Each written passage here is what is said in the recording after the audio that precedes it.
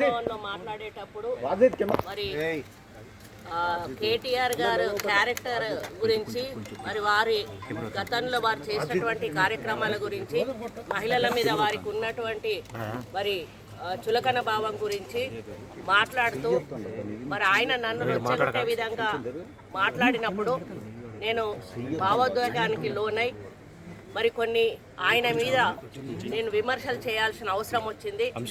ఆ సందర్భంలో నాకు ఇంకెవరి మీద కూడా వ్యక్తిగత ద్వేషం కానీ మరి వ్యక్తిగత కోపం కానీ లేదు.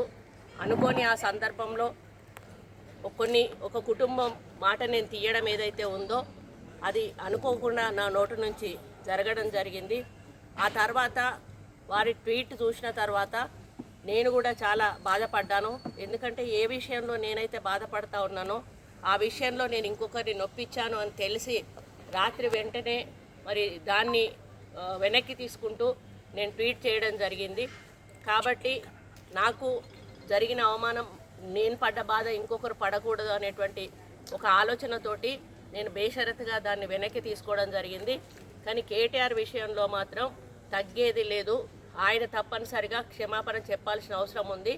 ఆయనే చేసేదంతా చేసి ఈరోజు నన్ను క్షమాపణ చెప్పాలి అని డిమాండ్ చేయడం ఏదైతే ఉందో మరి దొంగ దొంగ అని తనే దొంగ అని అరిచినట్టుగా ఉంది.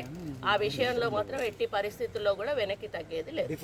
అంటే కేటీఆర్ డిఫమేషన్ చేశారు కదా కోర్టు, దానికి ఎట్లా పోవాలో మేము లీగల్గా ప్రొసీడ్ అవుతాం.